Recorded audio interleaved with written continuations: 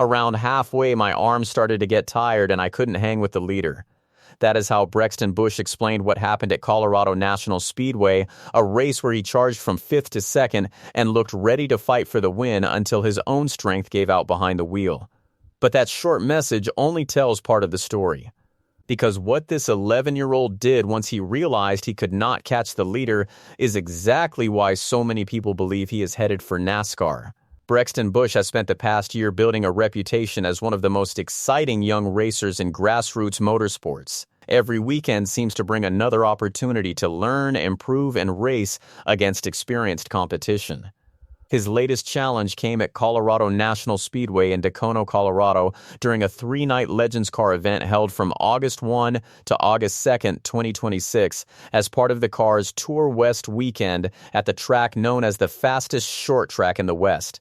This was Brexton Busch's first time racing Legends cars in Colorado, and the field waiting for him was anything but ordinary.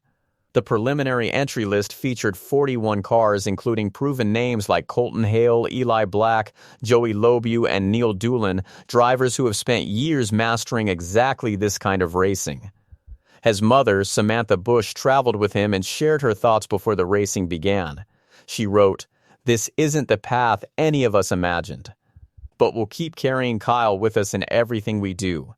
We'll keep making memories, embracing the little moments, and taking it one race, one adventure, and one day at a time." Those words carried the weight of everything the Busch family has been through in 2026, and they set the tone for a weekend that would test Brexton Busch in ways nobody expected. For anyone unfamiliar with the discipline, Legends cars are designed to replicate old-style cars from the 1930s on a 5/8 scale, running on Yamaha motorcycle engines with speeds that top out between 115 and 140 miles per hour. Legends car racing is known for producing close competition, quick races, and very little room for error. Drivers have to be aggressive enough to gain positions, but smart enough to avoid unnecessary risks.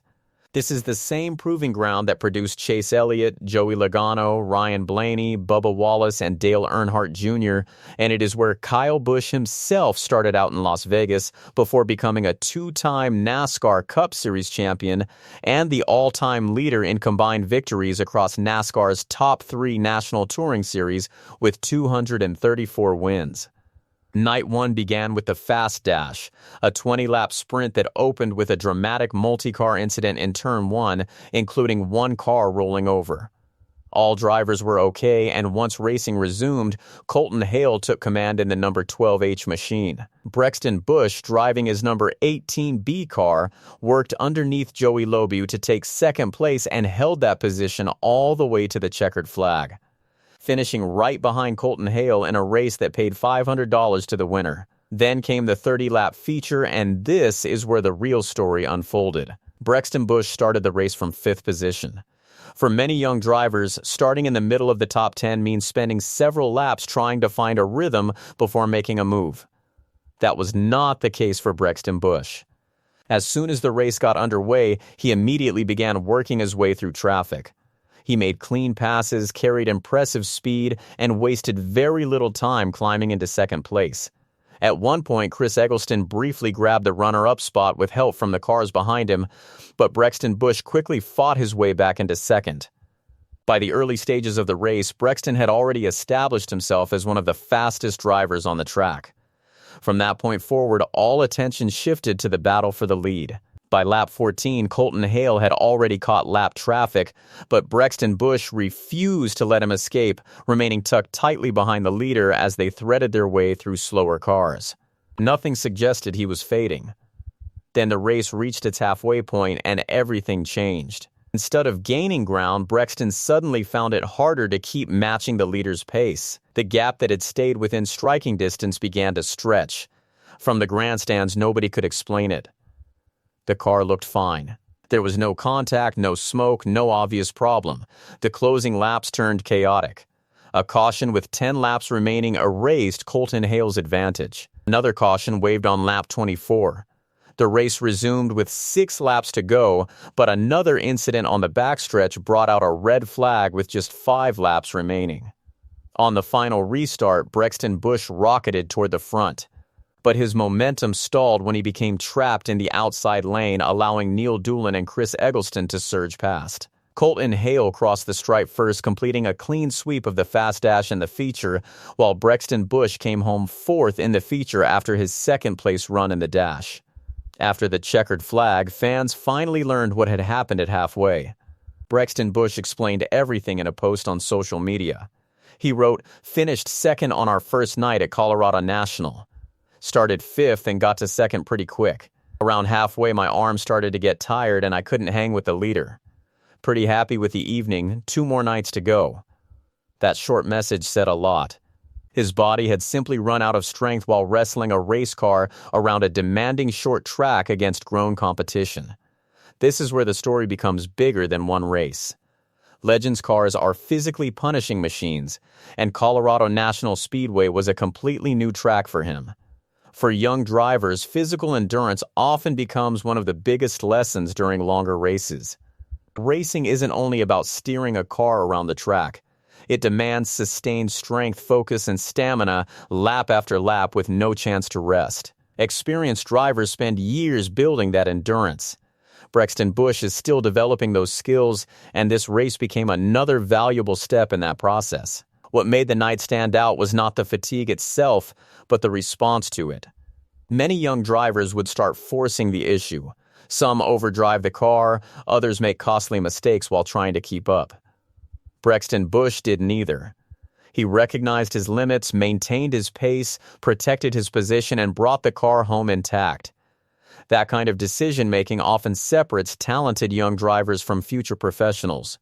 Young drivers improve fastest when they identify weaknesses early and turn them into strengths. He had identified a specific fixable weakness on night 1 of a 3-night event, with 2 more chances to apply the lesson immediately. To understand why this weekend mattered so much, you have to understand the 2 months that came before it. On May 21, 2026, Kyle Busch died at the age of 41 after complications from severe pneumonia progressed into sepsis. He collapsed during a simulator session during race week and was rushed to the hospital, passing away the next day. He had won his final race just 6 days before his death, driving into victory lane in the NASCAR Craftsman Truck Series race at Dover. His sudden death sent shockwaves through NASCAR. The entire Busch family, including Brexton Busch, his mother Samantha Busch, and his sister Lennox Busch, was honored during an emotional pre-race ceremony before the Coca-Cola 600 at Charlotte Motor Speedway on May 24, 2026.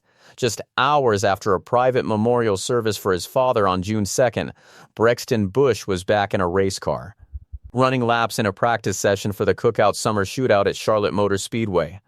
Many of the Legends cars at that practice carried decals honoring Kyle Busch. In his first race back on June 9, Brexton Busch led the majority of the Young Lions feature before being passed on the final lap by Landon Thrasher, finishing second in a heartbreaker after leading nearly the entire race. His grandfather, Tom Busch, the 51-year-old father of Kyle Busch, led the field for an honorary lap in the number 51 car while Brexton Busch waved the grain and checkered flags. As the weeks went on, his confidence continued to grow. He earned his first summer shootout victory and proved he could compete consistently against some of the best young Legends drivers in the country. Then came another emotional milestone at Port City Raceway in Oklahoma, where he charged from deep in the field to win the Restrictor Micro feature. After that race, he shared a message with fans, writing, "My first win since my dad passed. I don't like to talk about it much, but the last 2 months have been really tough. I'm missing my crew chief, my driver coach, my dad. I know he would be proud." Only a few days later, he was involved in a hard crash during the summer shootout. He escaped without serious injury and was determined to get right back in the race car. The racing world has already made room for his future. Richard Childress Racing announced that Kyle Busch's number 8 would be suspended permanently unless Brexton Busch wanted to use it should he enter the series. The team said in a statement, "The No 8 is reserved and ready for Brexton Busch when he is ready to go NASCAR racing."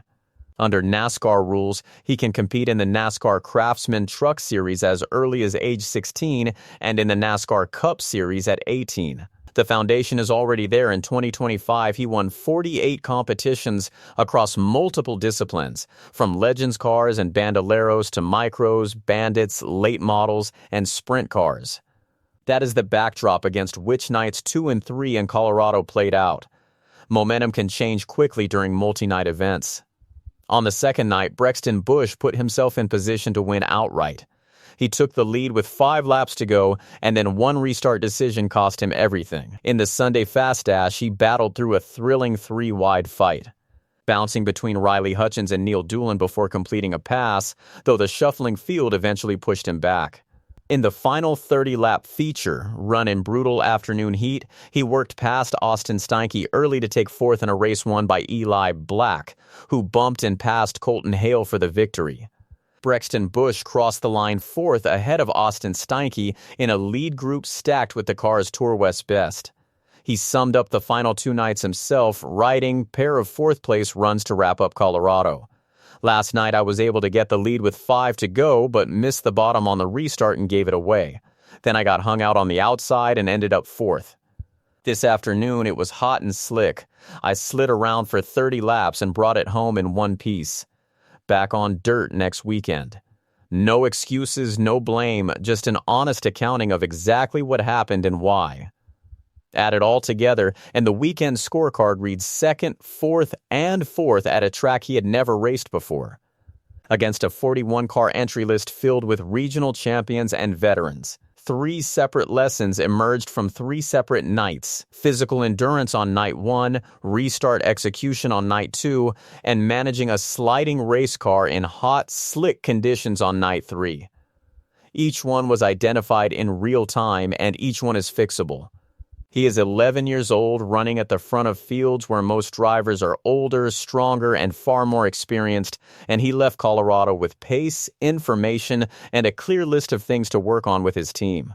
Colorado National Speedway did not send Brexton Busch home with a trophy, but it delivered something that could prove just as important. The arms that gave out at halfway on night 1 will get stronger. The restart that slipped away on night 2 will be studied and corrected. And the same weekend that exposed those weaknesses also confirmed what everyone from Charlotte to Tulsa already suspected, that the speed, the composure, and the racing instincts are all real. Kyle Busch spent years following his son from track to track, and everything Brexton Busch showed in Colorado reflected those years of preparation. Now the journey continues on dirt next weekend. One race, one adventure, and one day at a time, exactly the way the Busch family promised it would.